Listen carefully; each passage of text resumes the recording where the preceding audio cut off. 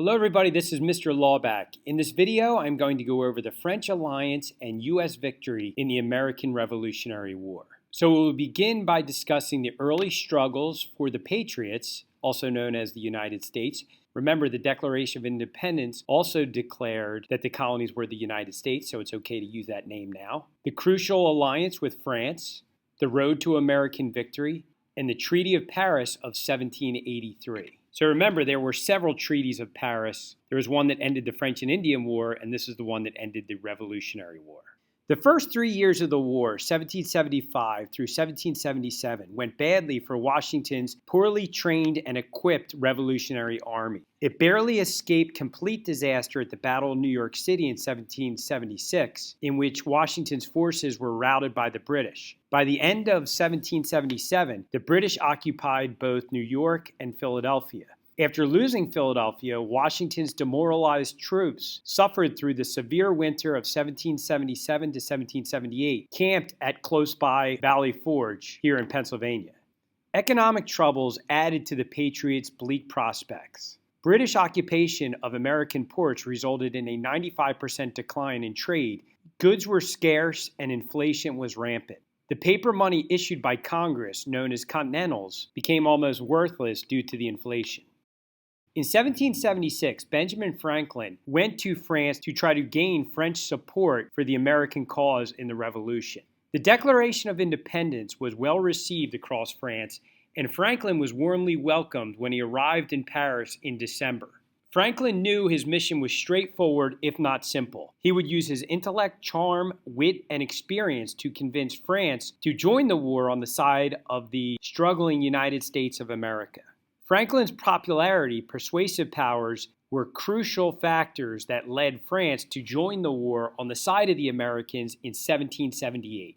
A key turning point for the American revolutionaries came with a victory at Saratoga in upstate New York in October of 1777. British forces under General George Burgoyne had marched from Canada in an effort to join forces marching west and south. Their objective was to cut off New England from the rest of the colonies. Burgoyne's troops were attacked at Saratoga by troops commanded by American generals Horatio Gates and Benedict Arnold. The British were forced to surrender at Saratoga. The diplomatic outcome of the Battle of Saratoga was even more important than the military result. News of the surprising American victory persuaded France to join the war against Britain.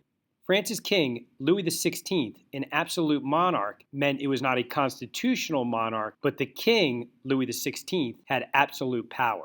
So while he was not interested in aiding a revolutionary movement, he did see a chance to weaken his country's traditional foe, Great Britain, by undermining its colonial power. France had secretly provided money and supplies to the American revolutionaries as early as 1775. After Saratoga in 1778, France openly allied itself with the Americans. A year later, Spain and Holland also entered the war against Britain. The French alliance proved decisive in the American struggle for independence as it widened the war, forcing the British to divert resources away from America.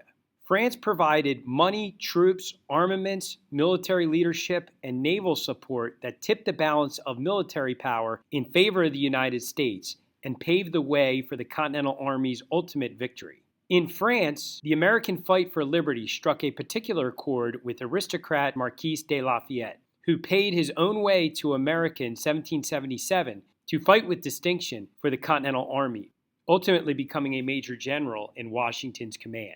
After the war, Lafayette would return to the United States and do a 15-month tour where he gained even more popularity. American victory. Faced with a larger war, Britain decided to consolidate its forces in America. British troops pulled out of Philadelphia, and New York became the base of British operations. In a campaign through 1778 to 1779, the Patriots, led by George Rogers Clark, captured a series of British forts in the Illinois country to gain control of parts of the vast Ohio territory. In 1780, the British Army adopted a southern strategy, concentrating its military campaigns in Virginia and the Carolinas, where Loyalists were especially numerous and active. In 1781, the last major battle of the Revolutionary War was fought near Yorktown, Virginia, not super far from Jamestown, on the shores of the Chesapeake Bay. Strongly supported by French naval and military forces, Washington's army forced the surrender of a large British army commanded by General Charles Cornwallis. This could not have been done without the significant support of the French Navy. 5 years after Benjamin Franklin embarked on his mission to gain French support, the British had finally surrendered at Yorktown in 1781. General Cornwallis was forced to march his troops in surrender through a corridor of Americans on one side and French on the other side, a scene that mirrored how critical France's support had been. News of Cornwallis's defeat at Yorktown was a heavy blow to the Tory political party in Parliament that was conducting the war. The war had become unpopular in Britain, partly because it placed a heavy strain on the economy and the government's finances. Lord North and other Tory ministers resigned and were replaced by Whig leaders who wanted the war to end. In Paris in 1783, the British and United States finally signed a peace treaty, which of course would be known as the Treaty of Paris. The treaty had four main parts. Britain would recognize the existence of the United States as an independent nation. The Mississippi River would be the western boundary of the United States. Americans would have fishing rights off the coast of Canada. Americans would pay debts owed to British merchants and honor loyalist claims for property confiscated during the war. Some key takeaways. It cannot be underestimated how important the French alliance to the United States was in winning the Revolutionary War. Remember, before the French got involved, the United States had struggled. Another big takeaway is that many people in Britain had given up hope and they basically decided to get out of the revolution because they were tired of fighting it and all that went along with fighting such a war so far away.